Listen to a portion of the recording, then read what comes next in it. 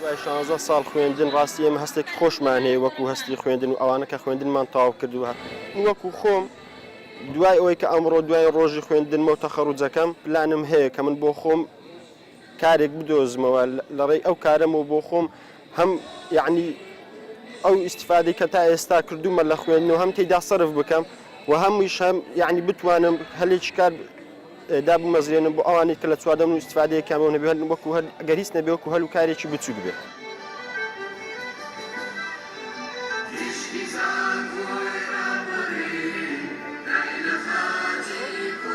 ساستێکی خۆشە کاوڕێمە تەخەڕوج دەکەین و بەڵام لە هەمان کاتدا کە بیریش لەوە دەکەین نەوانێک کە نەتوانی لە داهاتوودا ئیشێکمان هەبێ و بەرهەمی ئەو ساڵانەی کە خوێندومانە هیچ بەرهەمێکمان نەبوو لە ماڵە دابنیشین گەر ڕاستە حکومەت ئەمە لە سەرتاوە فێرکراوین کە بیر لەوە دەکەینەوە حکومەت تاعینمان بکە و لە شوێنێکی حکومیدا ئیش بکەین بەڵام وەکەوەی کە بیر بکەینەوە بۆ خۆشمان ئیشێکمان هەبێت لەوانەیە بتوانین بەڵام هەم کۆمەلگایەکەمان و هەم منتیقەکەشمان شتێکی وانێت کە بۆ خۆمان وەکو کچێک بتوانین هەلێکی کارمان هەبێت.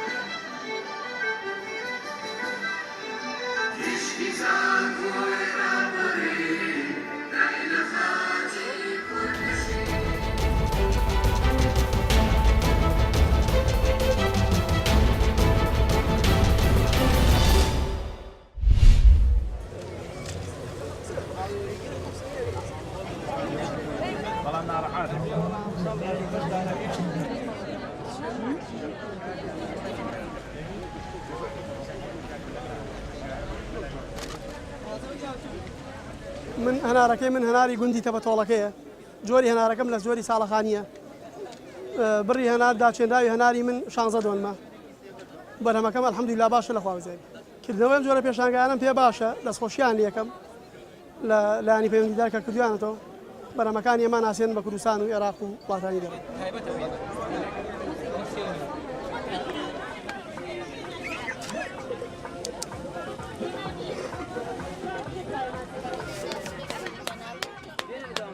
وەڵا گەرەکمانە وەکو کوردەواری خۆمان کە لە پورێکی ئەمە خۆمانیە و ئەرە وەڵا شکورەوە سا هەمووی ئەی کڕێ هەمووی ئەی خوا ئەرێ وەڵا حەزی لێیەکەن کە لە ینی کەنتورێکی کوردەواریە و پێ خۆشحاڵە خەڵک بیبینێ و ئاوا ئیتر بیکەین دروستیکەین.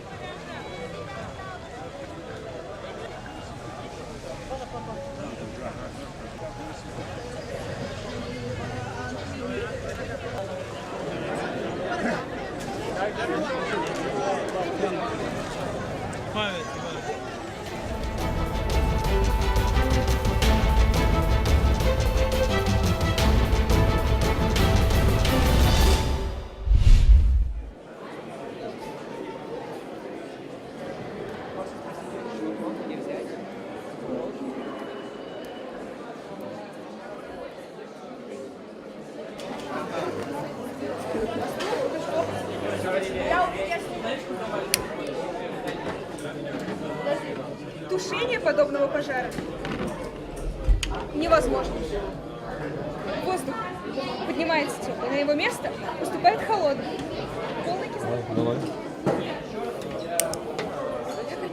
Фестиваль науки проходит в этом году в 13-й раз, то есть по всей Москве достаточно много площадок и несколько из них центральных. У нас есть мероприятия как для маленьких детей, так и для взрослых, уже серьезных ученых. То есть здесь есть научные шоу, выставка, есть интерактивные экспонаты, где можно попробовать самим и поучаствовать в каких-то, соответственно, опытах и экспериментах. Есть лекции ведущих ученых, российских и зарубежных.